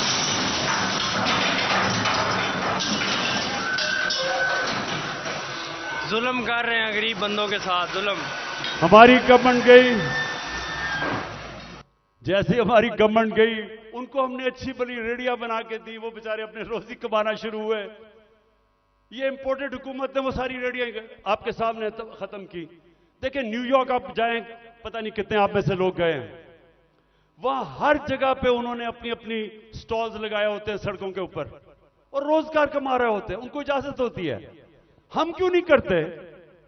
वो बेचारे पॉश एरियाज के अंदर, इस्लामाबाद के ब्लू एरिया में नहीं जी, वो खास कोई लोगों का इलाका है जिधर बेचारा आम आदमी रोजी नहीं कमा सकता। तो इसके ऊपर भी इंशाल्लाह अब हमने प्लान बनाया हुआ कि सारे पाकिस्तान में आम लोगों को मौका दें, अपनी जगह बनाएं ताकि रोजी कमा सके, बच्चे पाल सके। और फिर जो हमारे घर के मुलाजिम हैं, मेरे पाकिस्तानियों, मेरे नबी सल्लल्लाहु अलैहि वसल्लम ने जब गुलामी खत्म करने का शुरू किया तो उन्होंने क्या किया? उन्होंने कहा कि जो आपके घर में गुलाम है उनको इस तरह रखो कि जैसे वो आपके घर में आपकी फैमिली है। उनको वही खाना खिलाओ, उनको अच्छी तरह रखो। ये उन्होंने पहला कदम उठाया था कि उनको इंसान समझो, उनके भी हुकूक हैं। मैं जब बरतानिया गया तो उधर मैंने पहली दफा देखा कि जब किसी के भी घर में कोई काम करने आता है तो उसका कॉन्ट्रैक्ट होता है, कितनी देर काम करेगा, छुट्टी कब मिलेगी, तनख्वाह कितनी होगी, ये कॉन्ट्रैक्ट साइन होता है। मुझे अफसोस से कहना पड़ता है कि हम अपने मुल्क में अपने मुलाजमों को ठीक नहीं रखते और ये हमारे दीन के खिलाफ है। हमें बिल्कुल उस तरफ जाना चाहिए कि उनको हम कॉन्ट्रैक्ट्स दें, बताएं कि जितना पैसा मैं आपको दे सकता हूं उसके मुताबिक करें, उनको छुट्टी दें, उनके ऊपर पूरी कोशिश करें कि वो आपके जिस तरह फैमिली मेंबर है। ये हमारे दीन का हिस्सा है और मेरी पूरी कोशिश है कि हमारे जो मुलाजिम हैं घरों में काम करते हुए उनको आहिस्ता आहिस्ता हम राइट्स दें, उनका ध्यान रखें। वो भी इंसान हैं और वो क्योंकि कमजोर हैं उनको बुरी तरह हम रखते हैं। और जिन मुल्कों को हम काफिर कहते हैं या हमारे दीन के नहीं हैं, आप हैरान होंगे कि कितनी इंसानियत है उनमें अपने मुलाजमों के लिए। आखिर में जी मेरे पाकिस्तानियों, मैं आज आपका खास तौर पर शुक्रिया अदा करना चाहता हूं कि इतनी रुकावटों के बावजूद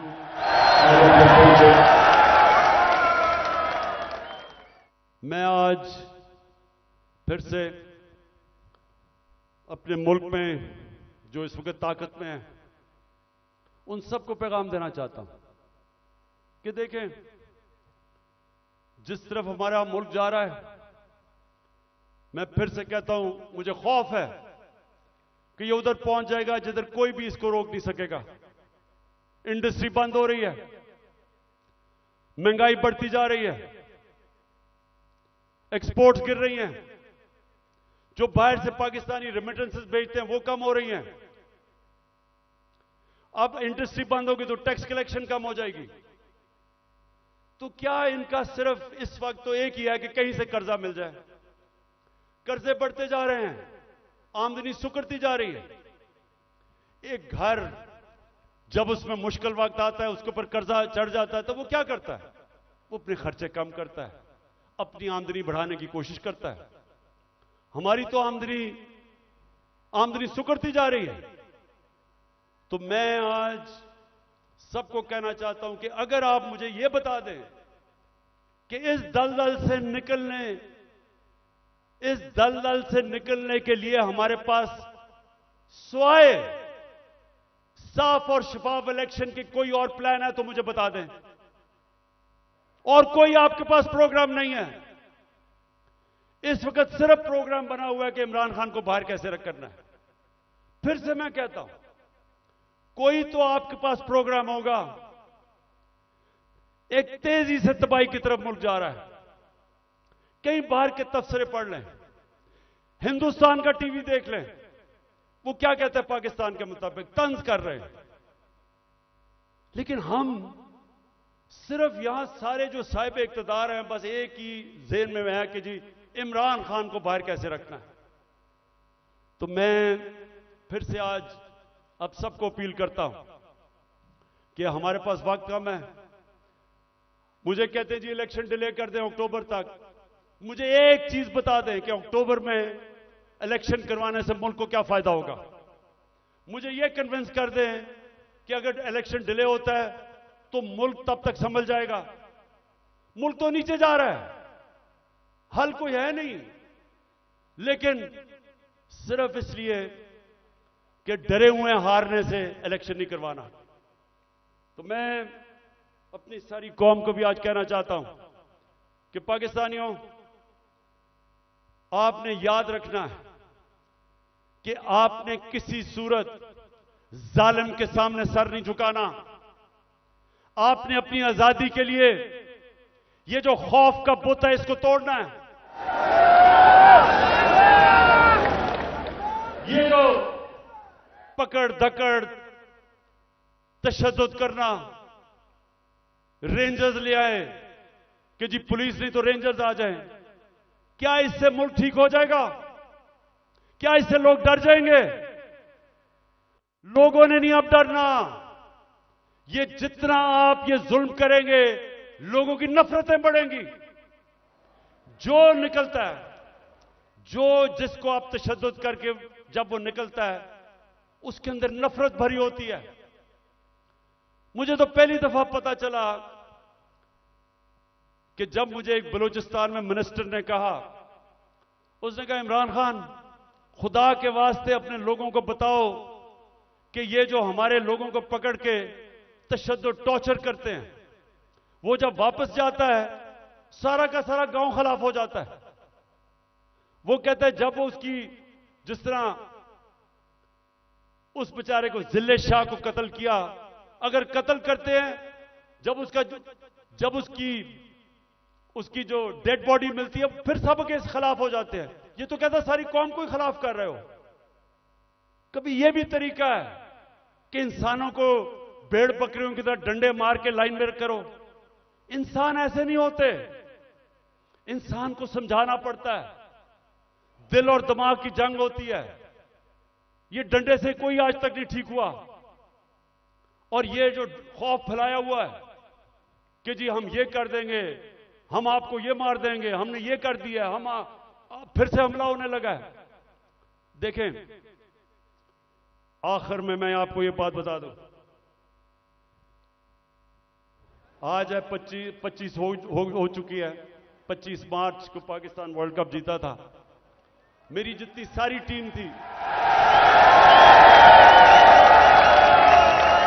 मेरी सारी टीम, और वो अभी सारे लोग क्रिकेट के ऊपर बातचीत करते हैं, कभी उनसे पूछें, सारी टीम दिल हार चुकी थी। सबका क्या था, हम इतना बुरा हमारा हालात थे, सबने कहा कि हम नहीं जीत सकते। अभी भी किसी टीम वालों से पूछ लें, एक आदमी था जो कहता था अभी हम जीतेंगे, और वो आपके सामने खड़ा है।